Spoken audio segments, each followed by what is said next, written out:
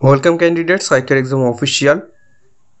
তো আজকে আমরা পশ্চিমবঙ্গ পুলিশের দুটো গুরুত্বপূর্ণ আপডেট তোমাদের সাথে শেয়ার করব এবং গুরুত্বপূর্ণ কিছু তথ্য নিয়ে তোমাদের সাথে আজকের ভিডিওতে আলোচনা করব। পশ্চিমবঙ্গ পুলিশের যে সমস্ত চাকরি প্রার্থীরা আমাদের এই ভিডিওটা সম্পূর্ণ দেখো এবং আইকার এক্সামে নতুন হয়ে থাকলে অবশ্যই সাবস্ক্রাইব করো পশ্চিমবঙ্গ পুলিশ সম্পর্কিত সমস্ত গুরুত্বপূর্ণ আপডেট সর্বপ্রথম পাওয়ার জন্য।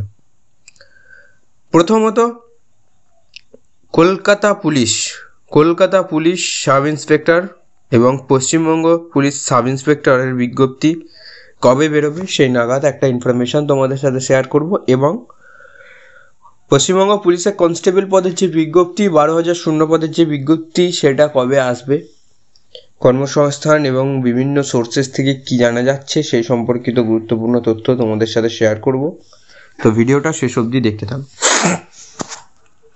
প্রথমত বলা যায় পশ্চিমবঙ্গ পুলিশের পেন্ডিং রিক্রুটমেন্ট এক্সাম এবং রেজাল্ট যে বিষয়গুলো ছিল সেইগুলো অন্তত পক্ষে এখন অবধি মিটে গিয়েছে, কারণ কেপি কনস্টেবলের যে রেজাল্ট সেটা প্রকাশিত হয়ে গিয়েছে এবং লেডি কনস্টেবলের যে মেন এক্সাম সেটা রয়েছে 21 তারিখ, সেটাও তোমাদের কিন্তু কমপ্লিট হয়ে যাবে 21 তারিখের পর।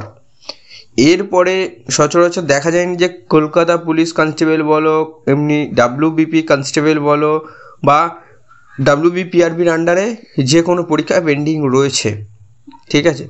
শুধুমাত্র থাকবে হচ্ছে লেডি কনস্টেবলের মেন্সের রেজাল্ট, হ্যাঁ, আর হচ্ছে তোমাদের ইন্টারভিউ। তো এই সমস্ত প্রসেসগুলোর মধ্যে তোমাদের কিন্তু যে নতুন ভ্যাকেন্সি আছে সেটা কিন্তু আসতেই পারে, কারণ 21 তারিখ মিটে গেলে তাদের হয়তো রিক্রুটমেন্ট বোর্ডের কাছে যে চাপটা একটা রিক্রুটমেন্ট কমপ্লিট করানো থেকে এক্সাম, মেন্স এক্সাম, প্রিলিস এবং ইন্টারভিউ, সেই চাপটা বোর্ডের কাছে আর থাকবে না।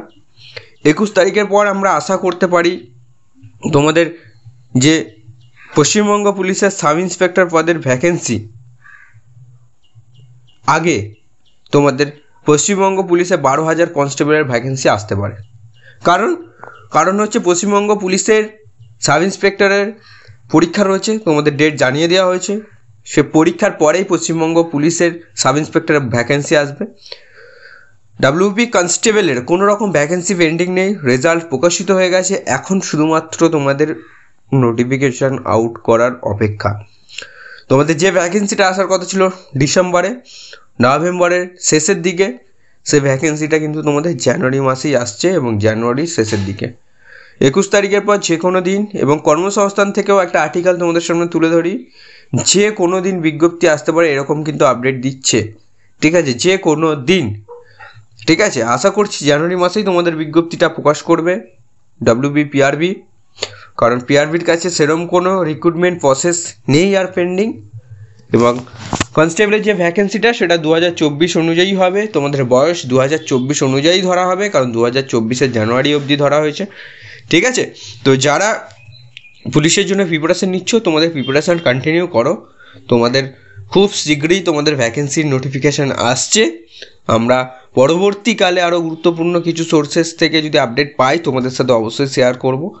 এবং ভিডিওটা যদি ভালো লাগে বন্ধুদের সাথে শেয়ার করবে এবং আইকার এক্সামের সাথে যুক্ত থাকবে এরকম ইনফরমেটিভ ভিডিও পাওয়ার জন্য এবং ডেইলি নতুন চাকরির আপডেট পাওয়ার জন্য। সো নমস্কার, জয় হিন্দ, বন্দে মাতরম, ভারত মাতা কি জয়।